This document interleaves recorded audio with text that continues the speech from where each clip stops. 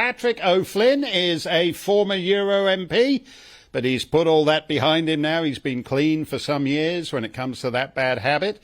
And he joins us now. Patrick, given the scenarios, the market seem to think this is the best possible outcome. How is the Tory Party membership going to feel about being cut out of the deal entirely?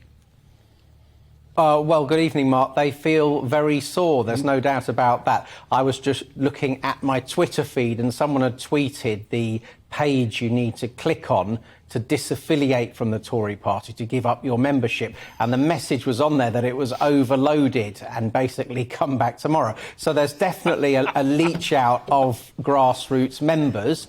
And obviously Rishi Sunak lacks a certain amount of legitimacy, as you were explaining with Toby Young. He's not only arrived without a general election, but without a full party leadership election either. And if I was him, Prime Minister's questions on Wednesday, I would do something quite tribal and have a real go at Keir Starmer and give those grassroots disillusioned members a bit of red meat so they can at least think, well, we don't like our guy, but we still think he's a lot better than the Labour Party. So that would be my advice to his aides, is get working at some sort of vulgar populism to kick Keir Starmer in the shins on Wednesday.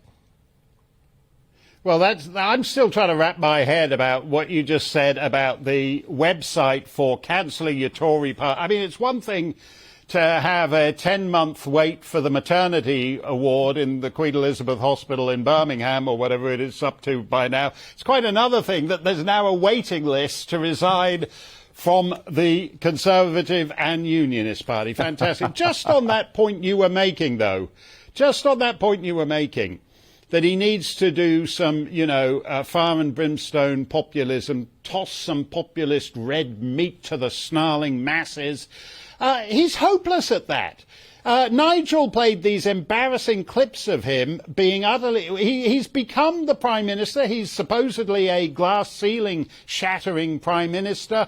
It ought to be an historic day for him. He just did his usual wooden, wind me up routine and watch me deliver the lines in as leaden a way as possible. You tweeted quite correctly that there's a difference between candidates who connect with the people, as whatever one feels about them, Blair and Johnson did, and then these no-hopers like Gordon Brown or Liz Truss who don't. Which category does Sunak fall into?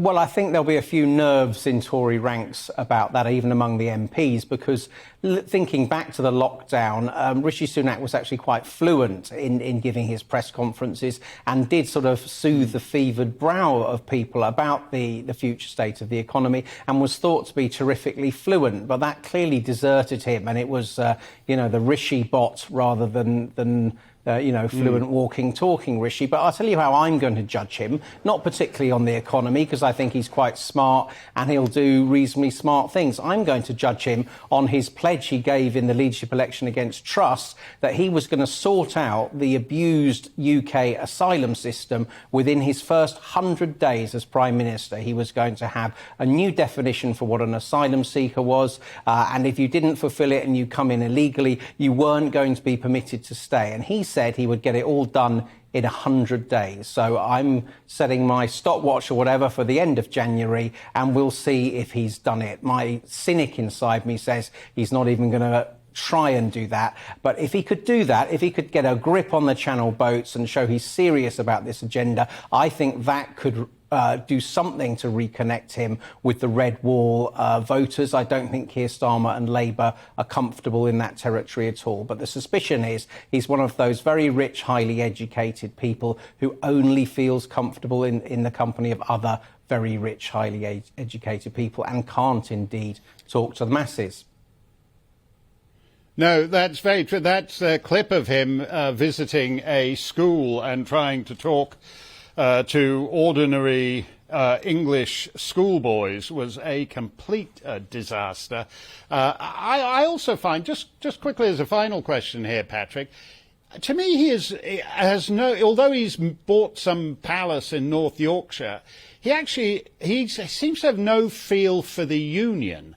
But when you ask him, say, about Scotland or Northern Ireland, 3/4 of the home nations seem utterly alien to him.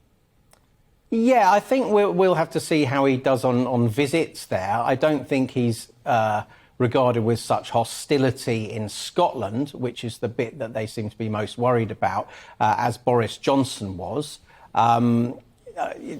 Whether he'll come through on Northern Ireland in taking a hard line with making the protocol better, we'll wait and see. I'm totally unsighted about how he's regarded in Wales, I must admit. But I don't think he's sort of hostile to the union. But he claims to be a northerner, doesn't he? But he was born in Southampton. And if anyone knows the constituency of Richmond in North Yorkshire, it's not exactly, dark satanic mills, put it like that. No.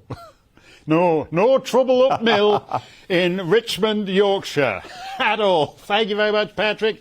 Great Pleasure. to see you. We're going to get to your thoughts. Actually, if you're among the downtrodden in Richmond, North Yorkshire, do let us know. You can't all be as rich as Rishi Rich.